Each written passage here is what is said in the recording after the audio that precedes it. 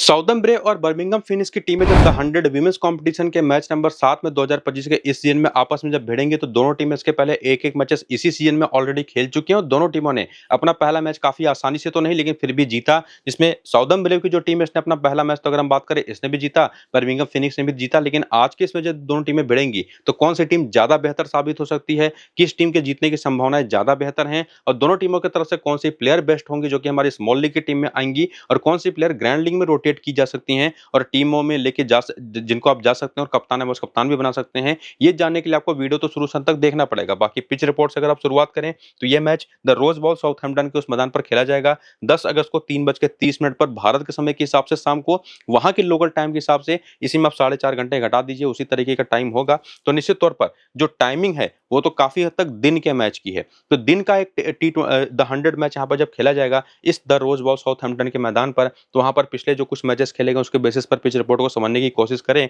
तो पिछले 6 मैचेस में से 4 बार तो बैटिंग सेकंड करने वाली टीमें मैचेस यहां पर जीती हैं, जिसमें स्पिन को 30 और पेस को 27 विकेटें मिली हैं। जिसमें विकेटों की संख्या अगर आप देखेंगे तो जनरली ज्यादातर विकेटें पहली इनिंग के अंदर ही आई हैं। स्पिन की 30 में से 20 पहली इनिंग में, पेस की भी 27 में से 19, क्योंकि रीजन इसका यही है कि यहां पर शुरुआत में नई बॉल से तेज गेंदबाजों को अच्छी खासी हेल्प मिलती है और उसका जो प्रेशर क्रिएट होता है उसकी वजह से स्पिनर्स को भी विकेट निकालने में काफी मदद मिल जाती है। लेकिन सेकंड इनिंग में चूंकि मैच के आगे बढ़ने के साथ साथ पिच बैटिंग के लिए और बेहतर होती चली जाती है, इस वजह से सेकंड इनिंग में आपको विकेटों की संख्या भी काफी कम दिखाई पड़ेगी और रिजल्ट्स भी काफी हद तक सेकंड बैटिंग करने वाली टीमों के पक्ष में जाता दिखाई पड़ेगा। जिसमें 2025 के अंदर भी यहाँ पर 3 T20 मैचेस को भी यहाँ पर मैंने शामिल किया स्कोर कार्ड में, जहां पर आप देखेंगे 153 का स्कोर यहाँ पर चेंज हो गया, वो भी 8 विकेट के अंदर से, और यहाँ पर 165 का स्कोर डिफेंड हो गया, लेकिन यहाँ पर 164 का स्कोर एक बार फिर से डिफेंड हुआ। तो अभी रिसेंट के जो T20 मैचेस हुए हैं उसी में ये दोनों मैचेस अगर आप देखें आखिरी के, तो पहले बैटिंग करने वाली टीम यहाँ पर मैचेस जीती है। लेकिन बाकी जो 4 मैच है जिसमें पहला T20 मैच 2025 का और पिछले साल के तीनों जो मैचेस यहां पर खेले गए थे द 100 के, वो तीनों के तीनों मैचेस अगर आप देखें तो जीती वही थी टीम जिसने सेकंड बैटिंग करी थी, जहां पर 103 का स्कोर चेंज हुआ था, 136 का स्कोर यहां पर चेंज हुआ था, हालांकि 155 का स्कोर यहां पर डिफेंड हो गया था। तो इस तरह से अगर आप रिजल्ट्स को जाकर के देखें तो निश्चित तौर पर जैसा मैंने आपको बताया कि स्पिन और पेस के जो आंकड़े हैं जो कि पहली इनिंग की ही बॉलिंग को फेवर करते हैं, और उसका रीजन भी आपको मैंने क्लियर कर दिया कि ऐसा क्यों होता है, क्योंकि वही बात कि नई गेंद से जो गेंदबाजों को मदद मिलती है, तेज गेंदबाजों को, उससे विकेटें गिरती हैं, उससे प्रेशर बनता है, तो स्पिन गेंदबाजों को भी विकेट निकालने में काफी मदद मिलती है। तो पहली इनिंग में वो स्कोर बन ही नहीं पाता कि जो कि डिफेंड हो पाए आसानी से, तो कोई भी टीम सेकंड बैटिंग करना ही यहाँ पर निश्चित तौर पर पसंद करती भी है। तो इसके साथ साथ तो जो सबसे मेन चीज बचती है वो ये कि फाइनल पिच कैसी होगी उसका अपडेट तो जनरली आता नहीं द 100 में, लेकिन अगर आएगा तो आपको मैं टेलीग्राम और व्हाट्सएप पर बताऊंगा। लेकिन वेदर कैसा रहेगा वो क्लियर कट बता दूंगा, उसके बेसिस पर जो फाइनल टीम बनेगी वो भी टेलीग्राम और व्हाट्सएप पर ही बताऊंगा। तो दोनों को जाकर के ज्वाइन करिए, लिंक आपको इसी वीडियो के डिस्क्रिप्शन में और कमेंट बॉक्स में जो पिन किया हुआ कमेंट है वहां पर आपको देखने को मिल जाएगा। तो जल्दी से जाकर के टेलीग्राम और व्हाट्सएप को ज्वाइन हो जाइए, बाकी लिंक को क्लिक करके। बाकी यहाँ पर आपके सामने प्लेइंग 11 और बैटिंग ऑर्डर जो यहाँ पर खेलेगी साउदर्न ब्रेव के लिए, जहाँ पर डैनी वैट है, मिया बूचियर है, लॉरा वुल्फार्ट है, सोफी डिवाइन है, फ्रेया केम्प है, क्लोई ट्रैन और बाकी की बॉलर्स, जिसमें 6 बॉलिंग ऑप्शन जो पिछले मैच में ट्राई की गई थी, सबसे कम बॉलिंग जॉर्जिया एडम्स और क्लोई ट्रेयन ने ही 2-2 ओवर करे थे, बाकी चारों ने पूरे 4-4 ओवर करे थे। जिसमें आप देखेंगे सोफी डिवाइन तो आपको टॉप ऑर्डर पर बॉलिंग भी करते बैटिंग भी करते दिखाई पड़ेंगी। बाकी इनका जो बेंच है उसको भी यहाँ पर आप देख सकते हैं, और उसको आगे बढ़ाते हुए अगर आप देखें करियर के आंकड़े तो वो भी देखना चाहें तो आप देख सकते हैं, जिसमें निश्चित तौर पर हर एक प्लेयर का आपको क्षमता स्पेसिफिकली इस तरीके के फॉर्मेट में द 100 के अंदर क्या रही है, क्या परफॉर्मेंस उन्होंने दी है, ये देख करके आपको पता चलेगा। लेकिन इससे भी आगे बढ़ते हुए अगर आप रिसेंट फॉर्म देखें, और चूंकि ये टीम एक मैच खेल चुकी है, जीत करके यहाँ पर पहुंची भी है, तो देखेंगे तो डैनी वैट ने उस मैच में 32 रन की एक अच्छी पारी खेली जो उसके पहले भी अच्छे फॉर्म में रही थी।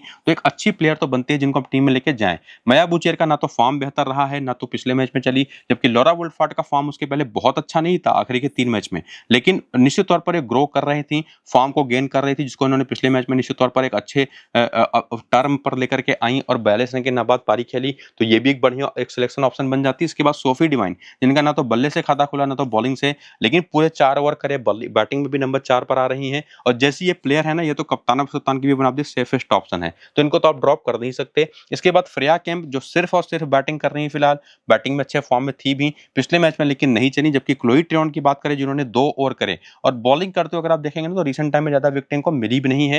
हालांकि इसमें बहुत बड़ी एक चीज जो डिपेंड करेगी वो ये भी कि किस इनिंग की बॉलिंग आज किस मैच की होगी। अगर तो पहली इनिंग की बॉलिंग रहे तो निश्चित तौर पर आप इनको ट्राई कर सकते हैं, लेकिन फिलहाल तो इनको ना ले जाकर मैं ज्यादा पसंद करूंगा जॉर्ज एडम्स के साथ जाना, जो कि निश्चित तौर पर 2 ही ओवर करेंगी। लेकिन एक बात तो तय है कि ज्यादा बेटर बॉलर हैं और कंसिस्टेंटली बॉलिंग करते दिखाई भी पड़ेंगी। इसके बाद मैडी विलियर्स एक one of the sure shot option है जिनको आप ट्राई कर सकते हैं। इनको लेकर के आपको कोई डाउट पालना है नहीं। पिछले मैच में भी हमने इनको डिफरेंशियल प्लेयर के तौर पर टीम में लिया था, लोगों ने अपनी टीम में शामिल नहीं किया था। आपको मैंने वीडियो में भी डिस्कस किया था इनके बारे में, और हमने लिया और वन साइडेड हमने इनकी विकेटों के दम पर मैचेस को जीता भी। उसके पहले भी शानदार फॉर्म में है। बाकी लॉरेन बेल को लेकर के तो कोई डाउट है नहीं, जिन्होंने 3 विकेट पिछले मैच में लिया।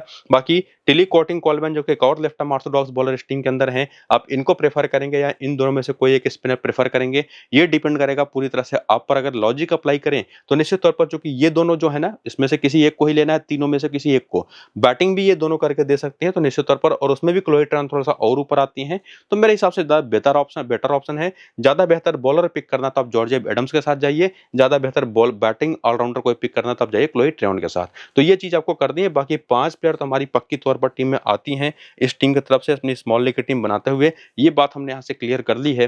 बाकी हेड टू हेड के आंकड़े देखकर अगर कुछ और क्लैरिटी लें तो देखेंगे कि साउदर्न ब्रेव की ये प्लेयर जब खेलती है सामने वाली टीम के खिलाफ, तो उसमें डैनी वैट के 3 मैच 155 रन है, 69 का हाईएस्ट स्कोर है। माया बुचियर कुछ खास कर नहीं पाए, लेकिन लॉरा वुल्फार्ड की भी 3 मैच में 102 रन है। तो ये दोनों तो ऑलरेडी हमारी टीम की एक अच्छी ऑप्शन है। फ्रेया केम्प चूंकि बॉलिंग कर नहीं रही है, इसका अपडेट निकालना पड़ेगा, अगर मिलेगा तो आपको मैं टेलीग्राम पर बता दूंगा। अगर तो ये बॉलिंग करते दिखाई पड़ी प्रैक्टिस वगैरह, तो निश्चित तौर पर एक one of the best option होगी, वरना इनको ड्रॉप ही करके चलना है फिलहाल। और बाकी क्लोई ट्रेवन और जॉर्ज एडम्स के आंकड़े आपको बहुत इंप्रेसिव नहीं दिखाई पड़ेंगे, लेकिन आपको मैंने जो कहा था कि अगर आपको बॉलिंग ऑलराउंडर पिक करना है तो आप जाइए जॉर्ज एडम्स के साथ, बैटिंग ऑलराउंडर पिक करना है तब जाइए क्लोई ट्रेवन के साथ। ये पूरी तरह से आप पर डिपेंड करेगा। मेरा जो सजेशन होगा कि अगर पहली इनिंग की बॉलिंग है, पहली इनिंग की बैटिंग है स्पेसिफिकली, तब आप चाहें तो जा सकते हैं क्लोई ट्रेवन के साथ। हालांकि मैंने ये भी कहा था आपको कि अगर पहली इनिंग की बॉलिंग है तो ही किसी एक एक्स्ट्रा स्पिनर को आप लेकर के जाइए, क्योंकि यहाँ पर अगर आप देखें ना, स्पिन बॉलिंग ऑप्शन के तौर पर एक तो क्लोई ट्रेवन है, तो जॉर्ज एडम्स है, और यहाँ पर एक टिली कॉटिंग कोलमैन है। इन तीनों में से ही आपको किसी एक को पिक करना है, जिसमें से इनके टिली कॉटिंग के तो एक मैच में 2 विकेट हैं। बाकी मैडी विलियर्स को लेकर के हमको कोई डाउट है नहीं, सीधे हम टीम में लेकर के जाएंगे। और इवन लॉरेन बेल को भी लेकर के कोई डाउट है नहीं, और यहाँ पर सोफी डिवाइन को भी लेकर के कोई डाउट है नहीं। तो 5 प्लेयर तो पक्की हैं, लेकिन जैसा मैंने आपको बताया कि इन तीनों में से कोई एक ऑप्शन भी आप चाहें तो ट्राई कर सकते हैं। करेंगे या नहीं करेंगे, ये चीज मैच जो होगा वो मैं टॉस के बाद डिसाइड कर पाऊंगा। आप चाहें तो अपने हिसाब से डिसाइड कर सकते हैं अभी से। बाकी वेन्यू के आंकड़े अगर आप देखने आए तो यहाँ पर देखेंगे डैनी वैट के नंबर्स यहाँ पर भी काफी अच्छे हैं, और यहाँ पर तो मेया बुचियर भी बेहतर खेली है, लेकिन हमारे पास निश्चित तौर पर लॉरा वुल्फार्ड के तौर पर भी एक बेहतर ऑप्शन है, जो कि यहाँ पर 2 मैच में 99 रन बना चुकी हैं। सोफी डिवाइन के इस मैदान पर आंकड़े अच्छे नहीं है, लेकिन फिर भी हमारी टीम में रहेंगी। ये मजबूरी भी है स्मॉल लीग वाली, जो कि आप समझते भी होंगे। बाकी क्लोई ट्रेवन के 8 मैच 157 रन है, 55 का हाईएस्ट स्कोर है, 4 विकेट हैं। लेकिन वहीं पर जॉर्ज एडम्स के इस मैदान पर 23 मैच 490 रन, 29 का एवरेज है, 25 विकेट है। तो यहाँ से कुछ कुछ हिंट मिलता है कि जॉर्ज एडम्स ज्यादा बेटर पिक है। मैडी विलियर्स को लेकर के कोई डाउट आपको रखना है नहीं, भले ही विकेटों की संख्या आपको दिखाई ना पड़े। बाकी लॉरेन बेल को भी लेकर के कोई डाउट नहीं रखना है। बाकी जैसा मैंने आपको कहा था ना कि टिली कॉटिंग कोलमैन, साथ ही साथ जॉर्ज एडम्स और क्लोई ट्रेवन में से किसको लेकर के जाएं, तो जॉर्ज एडम्स मुझे फिलहाल ज्यादा बेहतर ऑप्शन दिखाई पड़ रही है अपनी ऑफ स्पिन बॉलिंग एबिलिटी की वजह से। लेकिन इसमें एक और चीज भी इंक्लूडेड है, ये भी देखना कि सामने की टीम में कितनी राइट हैंडर्स हैं और कितनी लेफ्ट हैंडर्स है। अगर लेफ्ट हैंडर्स की संख्या ज्यादा है तब तो आपके लिए निश्चित तौर पर जॉर्ज एडम्स से बेस्ट हैं, वरना निश्चित तौर पर क्लोई ट्रेवन और टिली कॉटिंग कोलमैन जो मिल करके पूरे 6 ओवर करेंगी। और अगर सामने की टीम में ज्यादातर राइट हैंडर्स हैं तो उन दोनों में से भी किसी के साथ जा सकते हैं। उसके पहले प्लेयर बैटल के भी आंकड़े देख लीजिए, इसमें डैनी वैट को कोई दिक्कत होती है तो मेगन सूट और एमरी अर्लॉट पर और ओवरऑल लेग स्पिन बॉलिंग पर। बाकी एलिस पेरी को तो काफी बेहतर खेली है। बाकी माया बुचियर को तो लगभग हर तरीके की बॉलिंग पर दिक्कतें रही हैं T20 फॉर्मेट में। सोफी डिवाइन को एलिस पेरी ने 3 बार, लेकिन मेगन सूट ने भी 2 बार आउट कर रखा है। हालांकि मेगन सूट के खिलाफ आंकड़े बेहतर हैं। बाकी लॉरा वुल्फार्ड के खिलाफ भी हैना बेकर यहाँ पर आपको गेम में दिखाई पड़ेंगी, जबकि एलिस पेरी को इन्होंने अच्छे खासे रन बनाए हैं। इसके बाद बात करें जो बाकी बैटर्स है, केम्प, वो मैरी टेलर और हैना बेकर पर आउट हुए सस्ते में, और हैना बेकर एक बहुत ही अच्छी differential leg spin bowling option होंगी। बाकी Rhianna Southby off spin पर 3 बार फंसे हैं 73 गेंदों पर। और बाकी क्लोई ट्रेवन जिनको लेफ्ट आर्म ऑर्थोडॉक्स बॉलिंग परेशान करती है, उनके भी प्लेयर बैटल के आंकड़े आप देख सकते हैं। और उसके बाद आ सकते हैं सामने वाली टीम बर्मिंघम फीनिक्स की तरफ। विमेंस टीम जिनका प्लेइंग और बैटिंग ऑर्डर पिछले मैच का देखें तो टोटल 6 बॉलिंग ऑप्शन पिछले मैच में यूज की गई थी, जिसमें जॉर्जिया वॉल ने केवल 1 ओवर करा था अपनी ऑफ स्पिन का। बाकी सभी ने 3 से 4 ओवर की बॉलिंग करी थी, जिसमें से 3 ओवर हैना बेकर ने किए थे और 2 विकेट भी लेकर के गई थी। बाकी मिली टेलर हो गई लेफ्ट आर्म ऑर्थोडॉक्स, बाकी यहाँ पर एमिली अर्थलॉट हो गई, एलिस पेरी हो गई, मेगन सूट ने पूरे 4-4 ओवर करे थे और इनका ये बेंच भी आप देख सकते हैं। और साथ ही साथ इनके प्लेयर्स के करियर स्टैट्स को अगर आप देखना चाहें तो वो भी आपके सामने है। और इसको देखने के बाद जो पहले मैच की परफॉर्मेंस आई, पिछला मैच ये भी टीम जीत करके यहाँ पर पहुंची है, उसको देखने के लिए अगर आप आए परफॉर्मेंस पिछले मैच की, तो वहां पर एमा लैम ने कमाल की 55 की पारी खेली। और आपको मेरा वीडियो याद हो, पर जिसको मेरे चैनल पर लगातार वीडियोस देख रहा है ना, उसको याद भी होगा, एमा लैम को लेकर के आपको मैंने क्लियर कट कहा था कि बहुत ही अच्छे ऑप्शन होंगे डिफरेंशियल। पिछले मैच में 55 की पारी खेली भी, उसके पहले भी अच्छे फॉर्म में रही थी। जॉर्जिया वाले 19 रन बनाए, कोई विकेट लिया नहीं, लेकिन इनको लेकर के मैं सीधे कहूंगा कि हो सकता है कि एक बार फिर से या ना चले, लेकिन इनको ड्रॉप नहीं करना है। इवन ग्रैंड लीग की टीमों में तो आप इनको कप्तान है, वो कप्तान भी बना सकते हैं। और सेम चीज एलिस पेरी को भी लेकर के रहेगा, ये तो सेफेस्ट ऑप्शन है, जिनको लेकर के कोई डाउट नहीं है। और विकेट कीपिंग सेक्शन में चूंकि एमी जोन्स ही सबसे बेस्ट ऑप्शन है, तो इनको आपको लेकर के जाना है, जिनका फॉर्म बहुत अच्छा तो नहीं है, पिछले मैच भी नहीं चली थी, लेकिन निश्चित तौर पर एक मजबूरी है कि आप इनको लेकर के जाएं।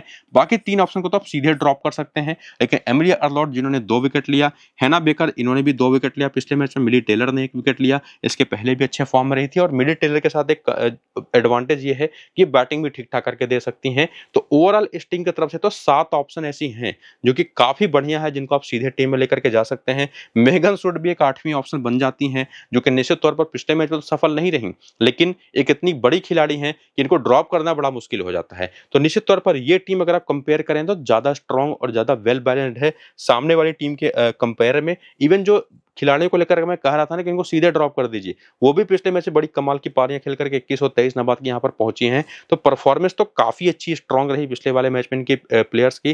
बाकी हेड टू हेड के आंकड़े देकर के कुछ क्लैरिटी लेने की कोशिश करें तो एमा लैम के सामने वाली टीम के खिलाफ, यानी कि साउदर्न ब्रेव के खिलाफ 3 मैच 93 रन, 57 का हाईएस्ट स्कोर है। जॉर्जिया वॉल खेली नहीं है, लेकिन एलिस पेरी के रन तो 14 है, लेकिन यहाँ पर 3 विकेटें भी हैं। इसके साथ साथ 3 मैच 127 रन है एमी जोन्स के भी। स्टेयर कैलिस के 2 मैच में 34 रन है, बाकी दोनों खेली नहीं है। एमिली अर्थलॉट के 3 मैच में 3 विकेट है। मिली टेलर खेली नहीं है। हैना बेकर के 3 मैच में 2 विकेटें हैं, 1 मैच में विकेट लेस रही है मेगन सूट। तो हेड टू हेड में तो कोई खास क्लैरिटी आपको मिलेगी नहीं, सैंपल साइज भी काफी छोटा है, लेकिन जिनका है वो काफी हद तक क्लियर है। इसके बाद वेन्यू के आंकड़े आकर के अगर आप देखें तो यहाँ पर भी एमा लैम 1 मैच खेल करके 57 रन बना चुके हैं। विकेट हालांकि नहीं है, लेकिन जॉर्जिया वॉल खेली नहीं है। एलिस पेरी के आंकड़े यहाँ पर भी काफी अच्छे हैं। एमी जोन्स को तो लेकर के ही जाना है, ये बात आपको मैं क्लियर कर चुका हूँ। बाकी एमिली अर्थलॉट ये भी एक काफी अच्छे ऑप्शन है। हैना बेकर के भी यहाँ पर 2 मैच में 3 विकेटें हैं, और मिली टेलर भी एक ऑप्शन है। इसके साथ साथ मेगन स्टुअर्ट भी एक ऑप्शन है, लेकिन यहीं पर आपको मैं थोड़ी सी क्लैरिटी दूं तो मिली टेलर या मेगन स्टुअर्ट में से किसी एक को आपको ट्राई करना है, ये बात भी आप समझ करके चलिए।